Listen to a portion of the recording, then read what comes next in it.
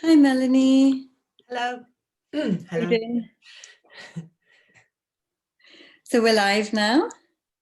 So welcome anybody that's watching. My name's Rina. I'm the Teacher Training Manager at the Shala, and I'm here talking to Melanie Cooper about her upcoming Pranayama course, which starts on the 5th of May. And the format is there are 10 sessions that are in the evenings on Wednesdays, and the sessions are 2.5 hours. And we're covering quite a lot, actually, in this course. Melanie, I thought I'd start with the basics, really. Just, I know there's so many therapeutic benefits of pranayama. I think the list is endless, really, isn't it? But I wondered if you'd just tell us a little bit about your experience of the therapeutic benefits of pranayama and the effects that it can have.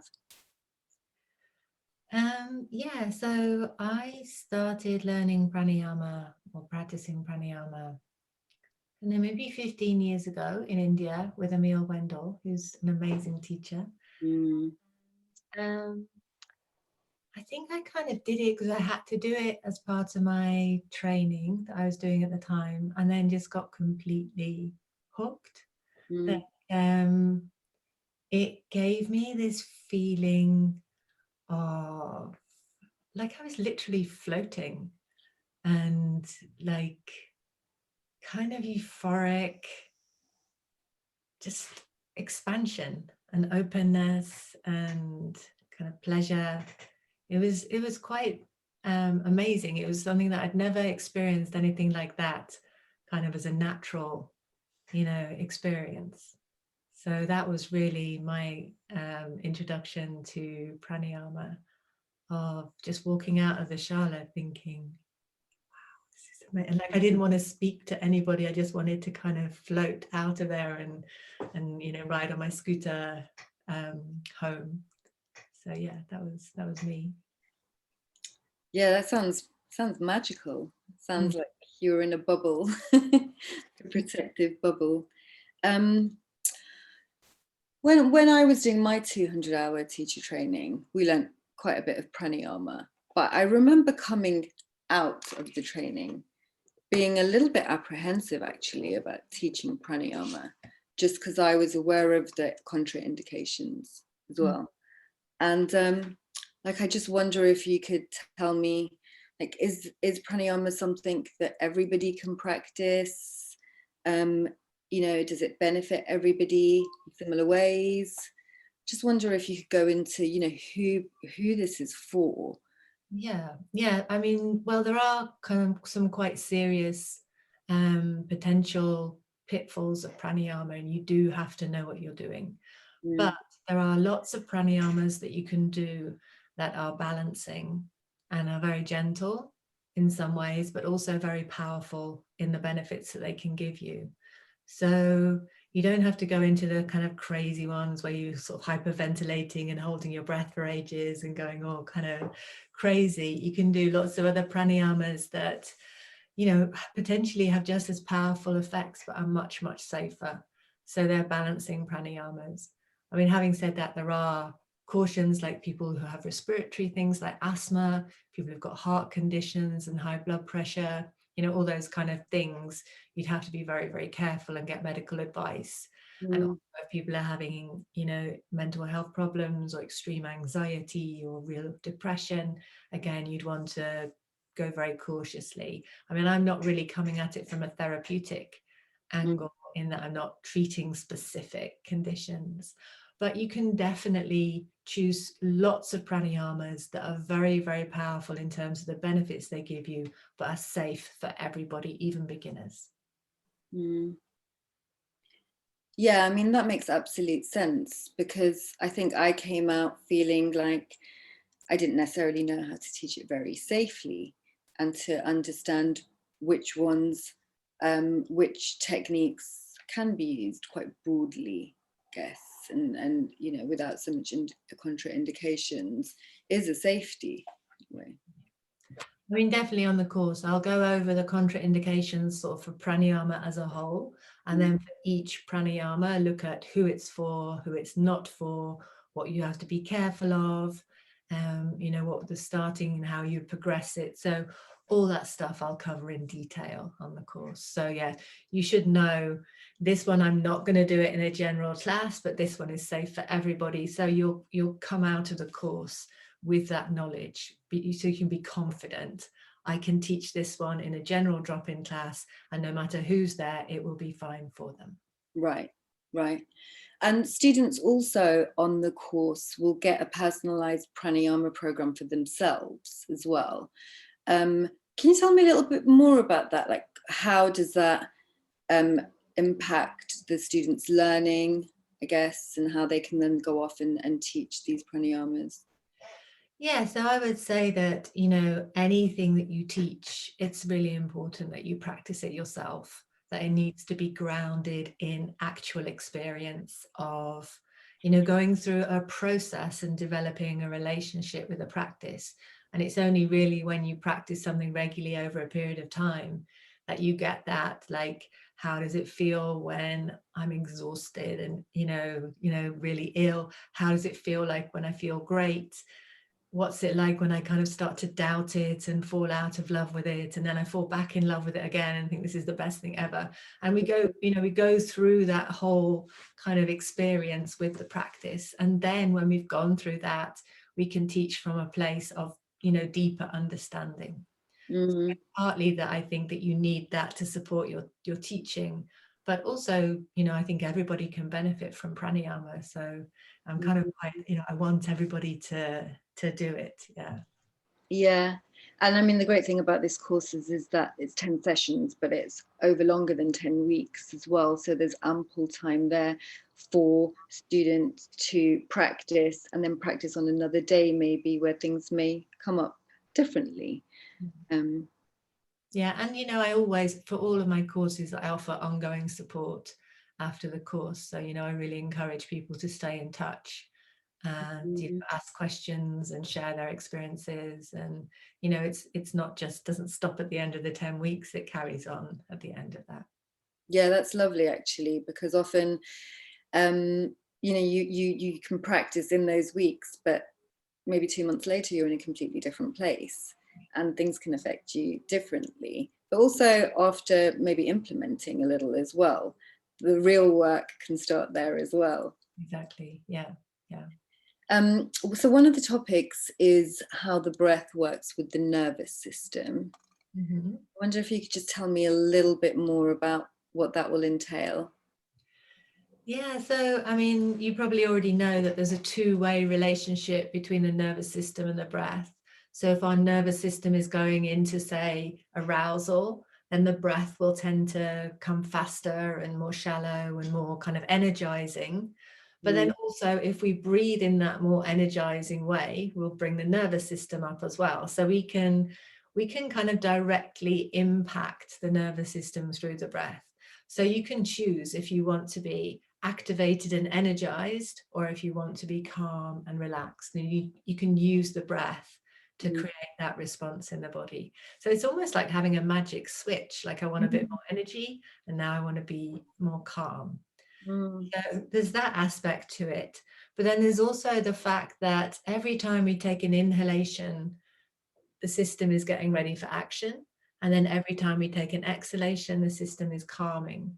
So when we have coherence in the breath, when there's a steady rhythm to the breath, we've got a really nice balance between that activation and calming response in the body.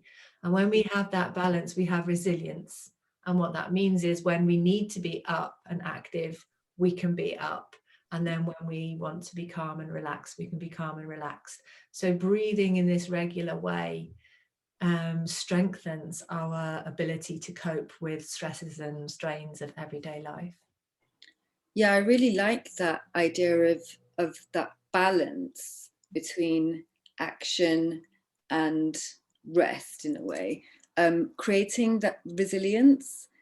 Exactly. Sometimes I guess maybe I've looked at it too simply, as in, you know, inhaling, you're getting ready to act, and exhaling is more calming. But it's different to have the balance and to have each ready in a way, because I guess what you're doing in that moment where you take a breath is you're making a decision.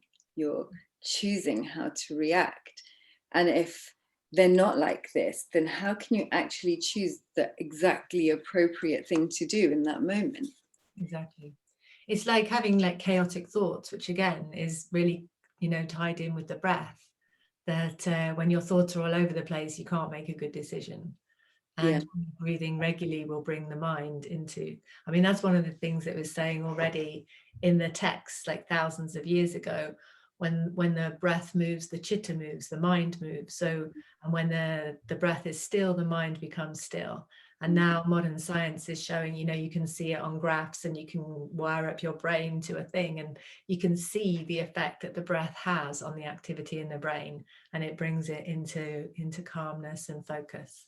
Yeah, that's amazing. It's amazing that science, isn't that? Modern science is getting involved. I mean, this is one of my later questions, but I'm just going to ask it now as well, because, pranayama has been practiced by yogis for thousands of years. And, it's an ancient practice, and people have observed this and known the effect for thousands of years. But now modern science is interested. Yes. And I know that you're going to talk about modern science in the course as well, and where it fits in and what it shows about pranayama. Have you, I mean, you don't have to, because we've already said something around science, but I just wonder what other areas you're going to get into in terms of what science has found. Yeah, so well, a lot of the benefits of the pranayama are, coming. I mean, one of my things that I really like is to base what I'm teaching on science and, scientific studies, and, specifically science that's, good science that's done on big samples over a big period of time. And there is that there in pranayama.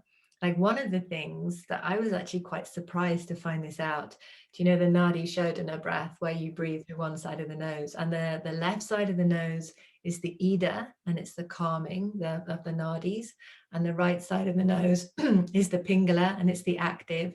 And it's this ancient idea that we have these two main energy lines that end here, and that's kind of borne out by science, that if you breathe through the left side of your nose, it brings you into the parasympathetic nervous system and it's calming. And if you breathe through the right side, it's activating. So it's like they could tell, back then. And there is actually science to show. And also that when you breathe through the left side of the nose, the right side of the brain gets more active, and vice versa. So it's like through this switch in your nose, through which nose you breathe, which side of the nose you breathe through, you can choose if you want, again, parasympathetic or sympathetic nervous system. You can choose if you want your brain to be working more on the left side, the more logic, thinking, kind of studying, or the more creative, intuitive side of the brain. So again, science is showing that what they saw back in the day, thousands of years ago, is actually true. It actually really does happen in the body. So yeah, that's another example of, that's what I really love. That's what really makes me excited, is when science and the philosophy are saying the same thing, when there's this kind of sort of match between the knowledges. Yeah. And I love that. I love that for thousands of years. I mean, I always think about this in my head, that people were sitting under trees and just observing what the cause and effect on my internal system. And it's all matching up. But I love the science as well. And these trainings are what I call next generation trainings, because we've spoken about this before. It's sort of yoga growing up a little. And for me, it's perfect to have thousands of years of sitting under a tree or observing matched with the science, which is just a bit harder and a bit more yang in a way. But that's a nice combination, really, because it's thousands of years of observation, but also hard data in a way. Exactly. Exactly. What else have I got to ask you? Yeah, another area that and you may have covered this, but I once read that the breath is a bridge between the mind and the body. And I know on the course, students will also learn about the brain and pranayama. Is that the same? Is it the same thing that we're talking about here, that bridge between mind and body, or is the brain element a little separate? Well, there's a couple of different ways you can look at this, actually. You can look at the fact that, pranayama is seen in traditional philosophy as preparing you for meditation. And like in the Yoga Sutras, I think, we all learn the Eightfold Path of, yama, niyama, then the asana and the pranayama. And that pranayama gives us our ability to focus and meditate. And, it's the bit that is kind of missed out in the modern yoga world. And I think, like you say, a lot of people have heard, oh, you have to be careful, it's the nervous system and, it's dangerous and all that stuff. And I think a lot of people are a bit worried that, if they're not doing the right thing, they can, cause more harm than good. So I think it's kind of been missed out a bit, but it really, I mean, the meditations that you can get into after your pranayama is amazing. So it can bring the brain into alpha brainwave states, which is where we can learn, where we're got our creativity, our mind-body coordination. It can also bring us, like Brahmari, the humming breath, has been shown to create gamma brainwaves, which is the really interesting, really high frequency, kind of frictionless inspiration. So yeah, the pranayamas are having quite a big effect on the brain. But then there's also which part of the brain is organizing the breath, and we're connecting to a more evolved part of our brain, because the breath is normally monitored by the brain stem, and the brain stem is controlling the breath, but also monitoring the breath. So again, it's this two-way process that can take us maybe into anxiety and stress, or into excitement and feeling good, or into like lethargy and depression, or into feeling peaceful and calm.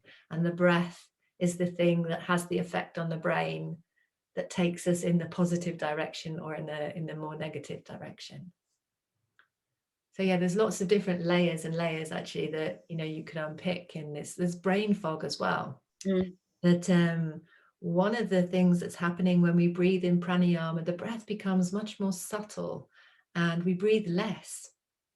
And this is a bit of a sort of modern myth that we need to breathe more and oxygenate the body, and the more we breathe, the better it is, and we get more and more oxygen and we feel better. But actually it's a very fine balance that we want in the body. And if we breathe too much, it's a bit counterintuitive, but actually we breathe out too much carbon dioxide, and then when we haven't got the carbon dioxide in the system, the body actually can't take up the oxygen and use it.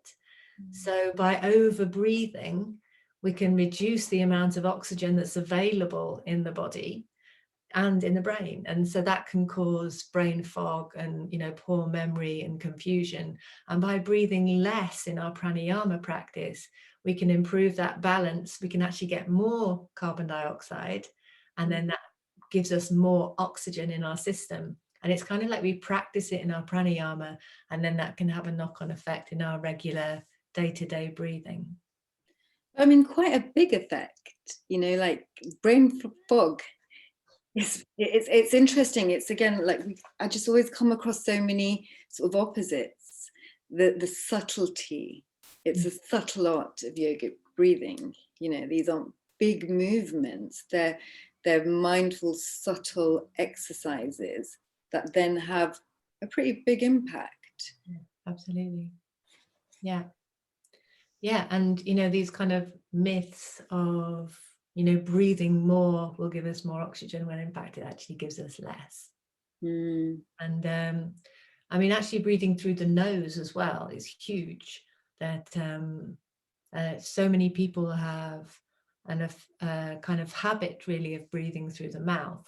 And there's all kinds of things like stress and, you know, talking too much that can get us to breathe through the mouth. And that's huge. You know, breathing through the nose is so important. There's so much that happens in the nose in terms of it's our first line of defense against, you know, bugs and stuff that can get into our system.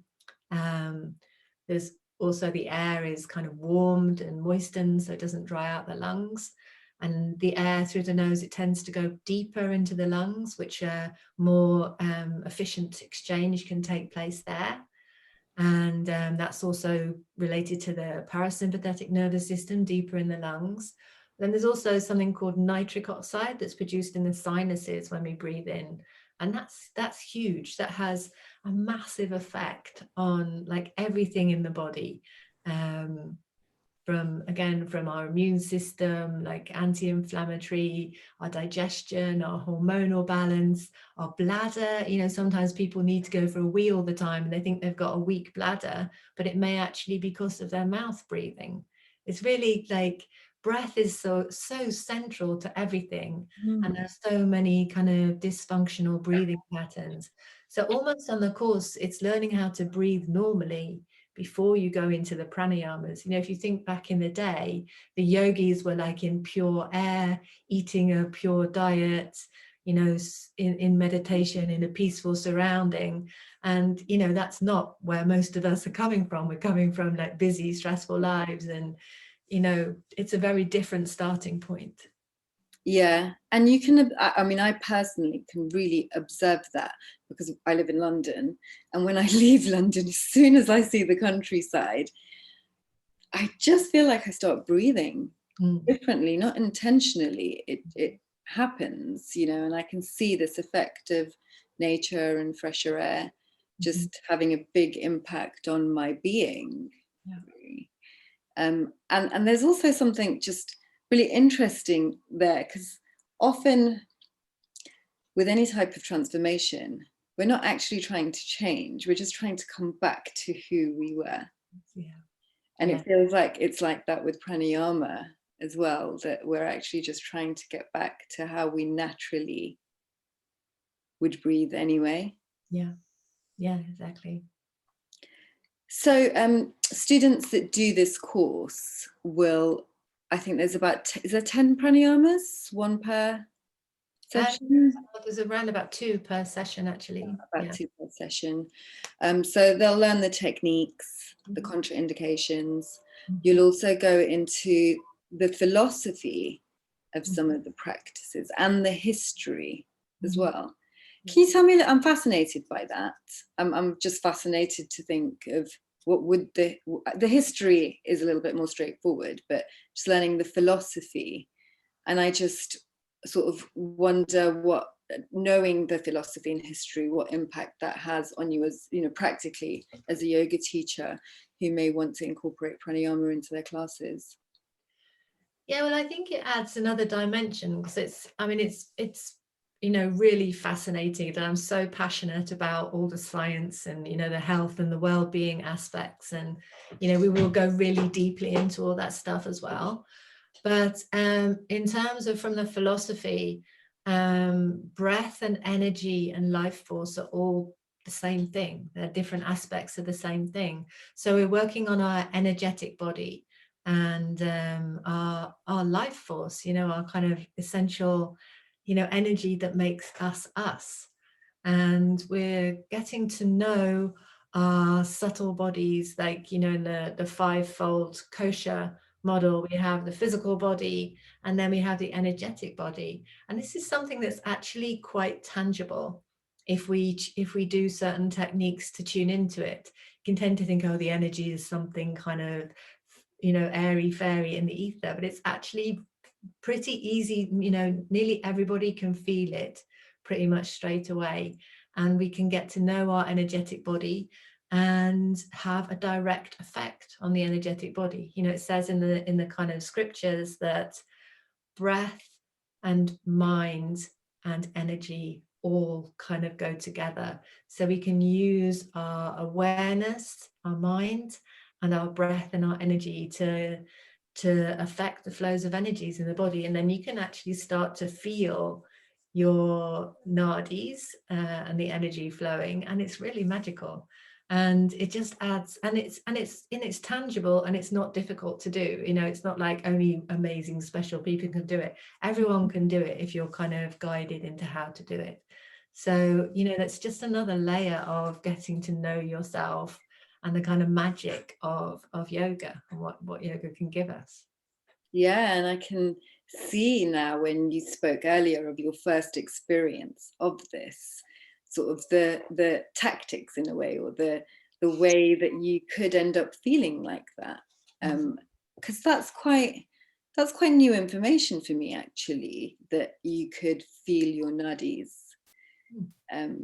That there's something, that the layer that you can tap into there, I guess, as part of a journey of going through those layers, getting to the core. Yeah. And it's the layer, again, this sort of thing that we go from the physical body to the breath and the energy to the mind, and the wisdom to the bliss. And it, again, it's like the prana, the energy, the breath, that's the missing piece that we're not doing, that, you know, to get to this kind of, you know, blissed out kind of state. I mean, it's not just all about blissing, but that's a really nice kind of side effect, I'd say. And the control freak in me is getting really excited, because I'm like, that's the bit. That's how I could control everything that's happening. And I know it's not like that, but it does feel like it's from this conversation that we're having, like I'm really feeling how powerful this practice is. It really is, and very, very simple and very safe. You know, probably the most powerful pranayama is samavriti, which is kind of coming into sort of science's coherent breath, but it's just really breathing in and breathing out for the same length. And like I taught people with mental health problems, it was a drop-in class in London, in quite a kind of, you know, sort of deprived area of London. For people with mental health problems. So, you know, all kinds of people could and did walk in, you know, into the class. And I tried, and I did it for 10 years. And it was kind of really back in the day, before all the kind of knowledge about yoga therapy that we have, you know, today. And so it was kind of trial and error. And over the course of the 10 years, I found like well, there were two actually most powerful things. And breathe in, breathe out.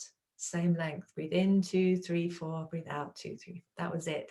And people would start to glow, and they would come up at the end and go, oh my God, that was amazing. I feel like a different person. You know, it's incredibly powerful, so safe. And like I say, there's a lot of science behind that, and that has huge effects, like we're talking about on the heart. You know, the heart is kind of like, the heart and the lungs really are kind of like the center of our system. If they're in coherence, everything else around it, like the blood pressure, the digestion, you know, the hormones, the brain, everything else around it can function well. And yeah, through pranayama, we have a direct effect on the whole system. It's amazing. I'm not just saying that because I'm talking to you about this teacher training, but just, I love the science. I love to know the science behind it, because it just makes everything click for me. It's like almost that last piece, because it's nice to be able to understand it. Absolutely. To be able to then explain it as well, because some people do need that, you know, it can't just always be experiential. It's almost like knowing the science will convince them of the benefits, and you can maybe ease into the technique a little bit more. I'm a bit like that. It's like, if you tell me something, I want to know why and how. Yeah. You know, I want to lift the lid and say, well, how does that work? And, you know, press buttons, and kind of, it's not good enough. It was written in an old book, you know. I mean, that's interesting, of course, but that's not enough for me. I want to know, I want to experience it myself, and I want to know how and why it's working. So yeah. Were you the type of child that used to like open up fridges and radios? Stuff like that. Yeah. I was a little as well, but I did break things sometimes and not fix them. This is my last question to you. So students that join the course will learn many pranayamas, the techniques, the contraindications, the history, the philosophy. We go through the nervous system, the brain. And after doing this course, are teachers equipped then with the knowledge to be able to take pranayama a little into their yoga classes? Yeah, absolutely. I would say, depending on how much experience you've had, if you're fairly new, then you can add in, say, a nice gentle pranayama for 5 minutes at the end of an asana class to lead people into their shavasana, say. So you can start adding it into your regular teaching. And then once you've done that for a while and got really comfortable with that, you could potentially start offering, pranayama classes. Another thing we'll cover as well is how to prepare the physical body to breathe, because there's all these different muscles, like the muscles in the rib cage and the abdominals and the psoas and the QL, that all can potentially restrict our breath or facilitate the breath. So we'll look at how to move in a yoga practice to prepare for pranayama. So you could potentially start doing workshops of movement and pranayama practices that, are balancing the nervous system, or for creativity, or to help support learning and studying. So you could kind of angle it in different directions depending on what you want to kind of offer to people.